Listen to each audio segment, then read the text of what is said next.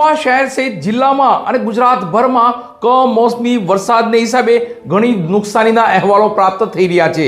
ત્યારે આ કમોસમી વરસાદને હિસાબે મહુવા સાવરકુંડલા હાઈવે પણ બંધ થવા પામ્યો છે, કારણ કે મહુવાથી સાવરકુંડલા જવાના માર્ગ પર ઘણી જગ્યાએ નાળાનું કામ શરૂ છે અને નાળાના કામ શરૂ હોય તેના હિસાબે સાઈડમાં ડાયવર્ઝન આપેલું છે અને આ ડાયવર્ઝનમાં વરસાદી પાણી ભરાતા હાલ મહુવા સાવરકુંડલા હાઈવે બંધ થવા પામ્યો છે।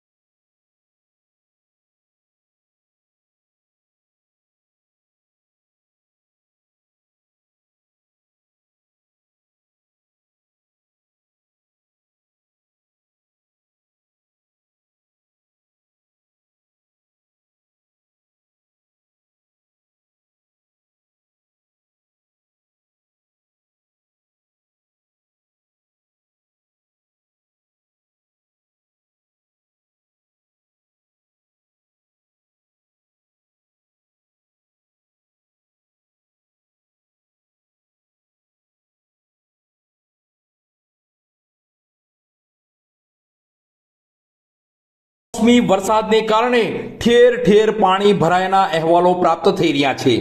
ત્યારે વરસાદી પાણી ભરાયાના હિસાબે મહુવા સાવરકુંડલા હાઈવે બંધ થવા પામ્યો છે। અત્રે ઉલ્લેખનીય છે કે આ રસ્તા પરથી જ સાવરકુંડલા, અમરેલી અને રાજકોટ જવાય છે।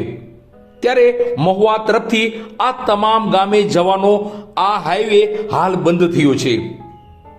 આ બાબતે વિગત જોઈએ તો મહુવા શહેર સહિત ગુજરાતભરમાં કમોસમી વરસાદે કહેર વર્તાવ્યો છે।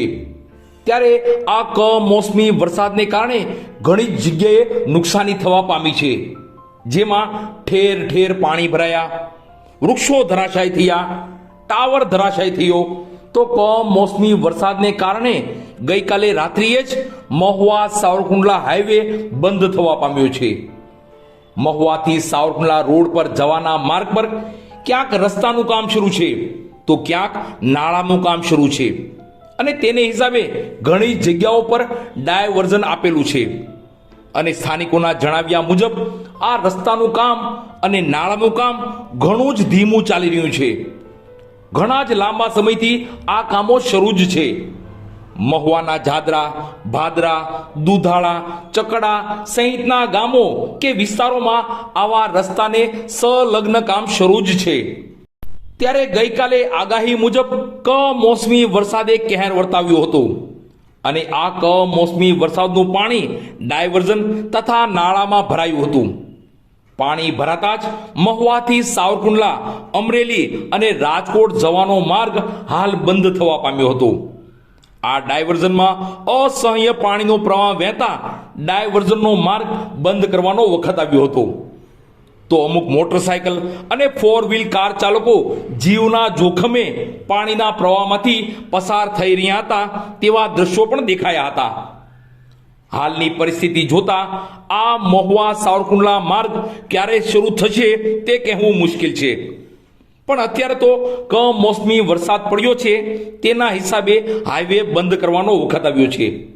પણ જો ચોમાસા પહેલા આ તમામ રસ્તા, નાળાના કામ પૂર્ણ થાય તો સારું, અન્યથા ચોમાસા દરમિયાન રસ્તો રોજે શરૂ બંધ થવાનો વખત આવશે। અત્રે ઉલ્લેખનીય છે કે મહુવાથી સાવરકુંડલા જવા માટે આ એક જ માર્ગ છે એટલે એ પણ તંત્રએ વિચારવા જેવી બાબત છે.